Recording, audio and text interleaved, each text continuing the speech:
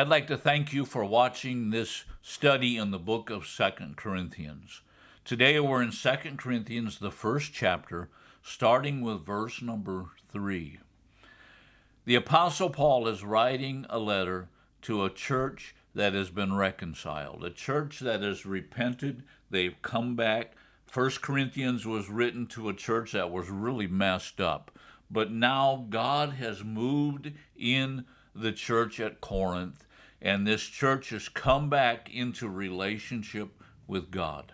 And so this is a wonderful book written to a church that's come back and is now serving the Lord again. And this is what the Apostle Paul writes: "Blessed be the God and Father of our Lord Jesus Christ, the Father of mercy and the God of all comfort."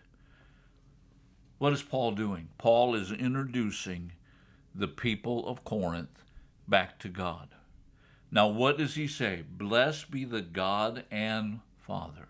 Not only the God, but the Father. Now, this word blessed means to eulogize. It means to speak well of, and that's what Paul is doing.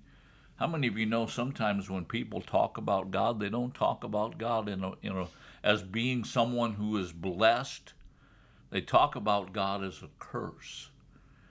But Paul now is talking and he's saying, "Blessed be the God and Father of our Lord Jesus Christ." Who is he the Father of? Of our Lord Jesus Christ. And then he goes on and he gives this description of God the Father. He is the Father of mercies. The Father of mercy. What is mercy? Mercy is giving you something that you don't deserve. How many of you know that all of us need the mercy of God? We don't deserve God's mercy, but yet God gives us his mercy. He is the Father. He is the instigator. He is the beginning of all mercy. Maybe you're sitting there today and you're listening to this podcast and you're thinking, "Boy, I need mercy. God, I have messed up. I have messed up my life." Well, God is the instigator, the Father of all mercy, the Father of mercies. Not just one mercy, but many mercies. How many of you know we need many mercies? The church at Corinth needed many mercies, and they received the mercies of God. And then Paul goes on, "And the God of all comfort." The God of all comfort. The word comfort here is the word paraklesis. And it means to draw close to someone and to speak to them. Words of comfort. How many of you know that when you're coming back to the Lord, you've messed up, you need mercy, but then you also need God to come and speak to you and say, "You know what? It's all right. I love you. I still love you." Wow.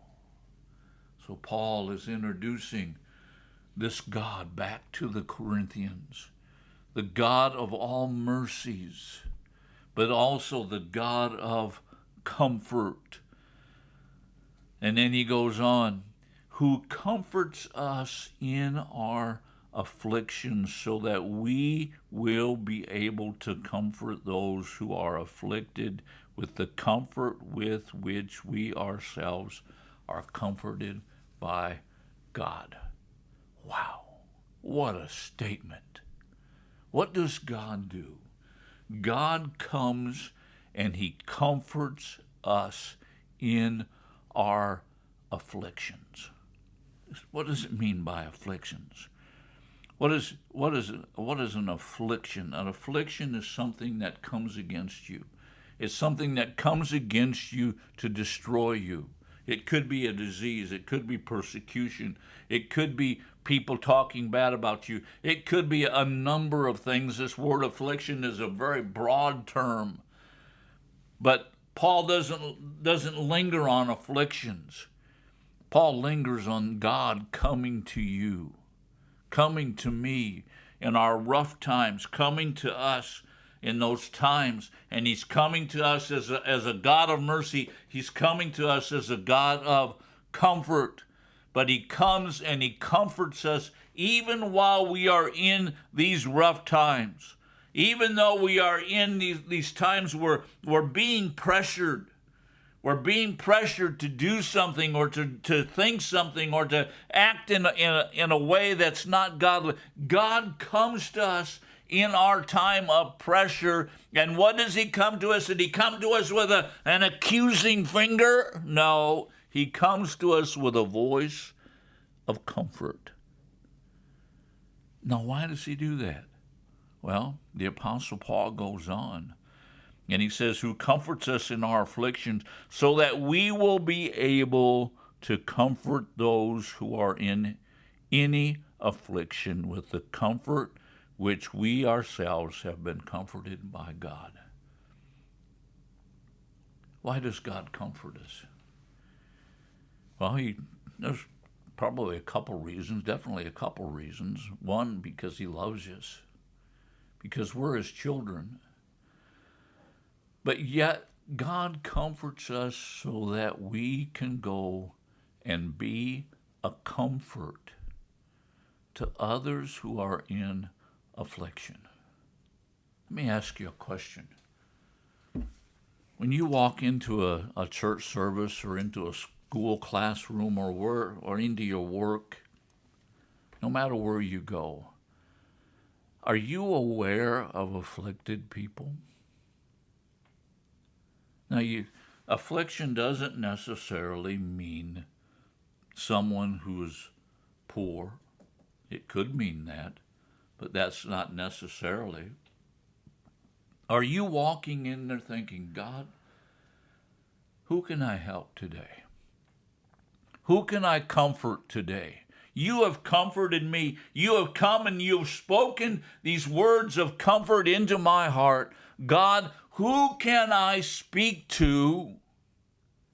Who can I speak words of comfort, words of encouragement to? When you walk into church on Sunday, do you look around and say, who is there that I can speak to? You see, the Apostle Paul is telling these Corinthians that God has come and he's comforted you, but he's comforted you for this purpose, that you can go and speak words of comfort to someone else. What does he say? Again, reading all of verse number 4, who comforts us in our afflictions so that we will be able to comfort those who are in any affliction with the comfort which we ourselves are comforted by God. In other words, we take the comfort that God has given us. And again, this word comfort, paraklesis, it means to speak words of comfort. We take those words of comfort that God has used to bring comfort into our lives, and we begin to speak those words into the lives of those that are around us who are afflicted. What a powerful, powerful verse. Let me ask you a question. Are you aware of the afflicted that are around you? And are you speaking the words that God has spoken to you, to those who are around you that need those words of comfort? That's a challenge for us today. God bless you. Thank you for watching. Join us again tomorrow.